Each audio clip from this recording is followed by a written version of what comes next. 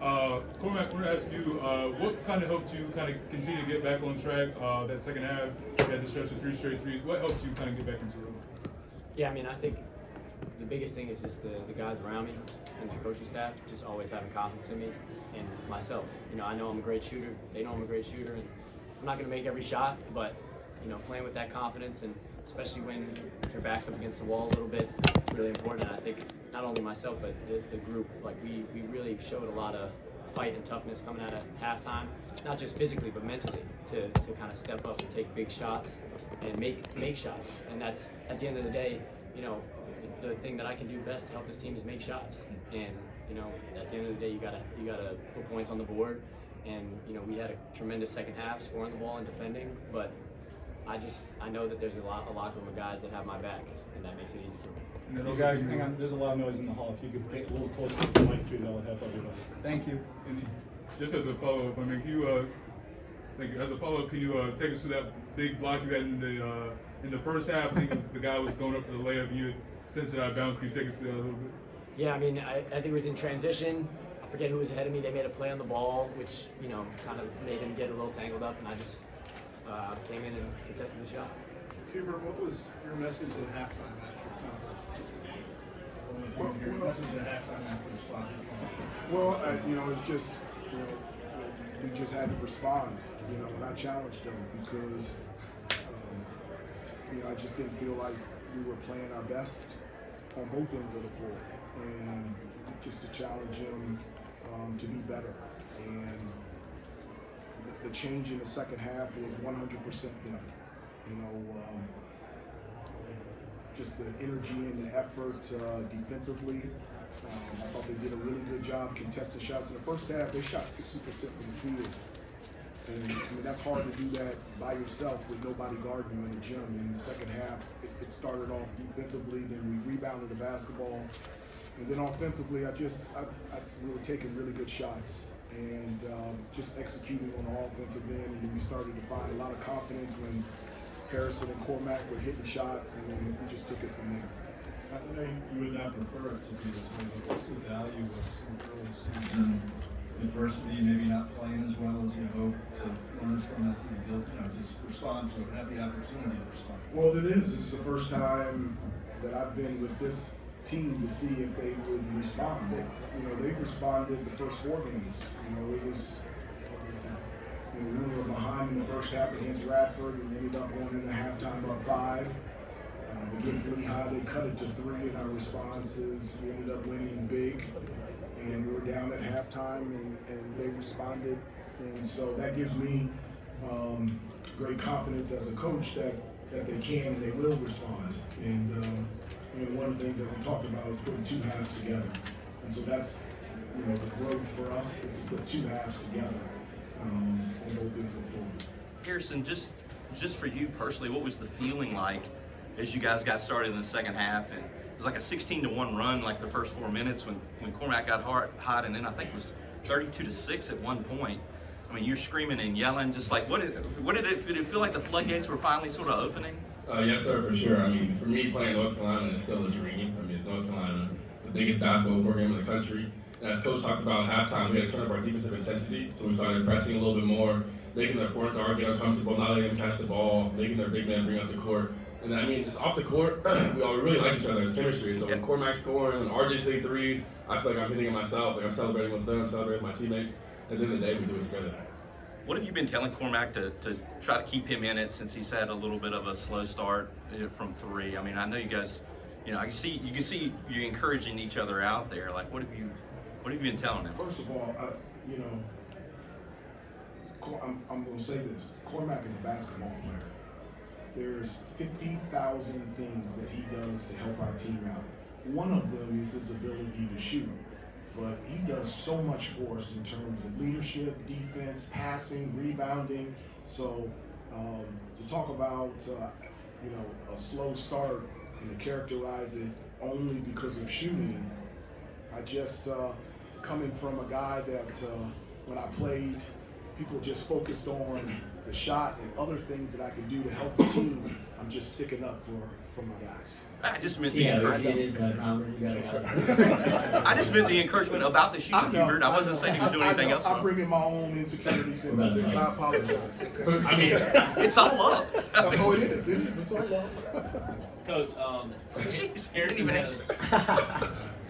okay, I'll go ahead. Thanks, Go ahead. Hubert. Basically, he's a wise guy. I mean, he's older than me, so him just giving me confidence whenever I have bad shooting practices or bad practices or something like that. If I'm not bringing the energy that I like to bring, because I'm an energy guy. I like to get everybody going, and he'll text me every once in a while, just keep going, and he did that throughout. Even though y'all say, y'all go bad shooting days, it's bad shooting days. He still texted me the game after, like, good game, keep shooting, keep working, and no matter what, he stayed down. Coach, Ingram had a good shooting night, but his most important shot to me was in the first half, down 10-2, and he bullied his way into the paint, got the basket. How important is his physicality compared to when last year we had a little bit more of a finesse style play? How important is his physicality to the team they play? Well, I mean, Harrison, has the ability to play multiple positions, so it's a very difficult matchup because of his athleticism and his strength.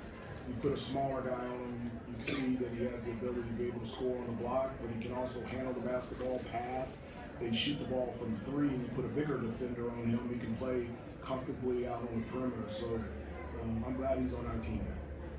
You two guys have big breakout games today, but you were Porto guys. You've been around. Why did it take you so long to get to Carolina? Yeah, that's a great question. I want to hear this. I don't know what took so long, but I'm sure happy I'm here. Same here. I mean, having Coach Davis as the head coach, and I love it. For both of you guys, what are, during a trip like this, all week kind of together or traveling, what have you all learned about each other? Maybe that you didn't know before. It could be something little or big, but what stands out just about the team bonding during a trip like this? For me, it's just everybody talks a lot. Everybody's always chatting, whether we're in the room, whether we're in the meeting room, whether we're outside, we're always hanging out. It's not manufactured. People just in general, we go eat, we all go eat together. We go out, we all go out together. We're playing video games, we're watching the games, we're all doing it together. Yeah, 100%. I mean, we're not learning anything new because we've been doing this for months now. It's not like we needed a foreign trip to really bond together. We've been doing it in Chapel Hill, we've been doing it in the Bahamas, and we'll continue to do it wherever we go next. Hubert, what were your thoughts on getting Seth in the starting lineup, and then the lineup to thank you. What were your starts on getting Seth in the lineup to start today, and then you switched it up a little bit to start the second half too with Jalen? Yeah, I just it wasn't anything deeper than Seth. From a defensive standpoint, his athleticism, his ability to guard, and with Northern Iowa's their ability to be able to shoot, move the ball. I felt like starting the game, that was a lineup that I wanted to look at. And then in the second half, I felt what we needed is Harrison at the three, and then bringing Jay Witt there, that's four, and that gave us a big lineup, and as well as an athletic lineup that we could switch a number of those ball screens and DHO. So I felt like it put us in a better position defensively in terms of getting a rebound and being able to get out into the break. And so nothing more than that. To go off of Andrew's question a little bit for I guess Harrison and Cormac, what has the Bahamas trip been like? Like, what are some of the things that have kind of stuck out to you about obviously this whole area, and just kind of what has the whole experience been like for you guys? It's been fun. I mean, it's been great. It's a blessing to be able to come down here and play in an event like this in such a beautiful location. I think at the end of the day, our focus is that it's a business trip. And so, we played a game today, we'll play a game tomorrow, and we'll play a game Friday.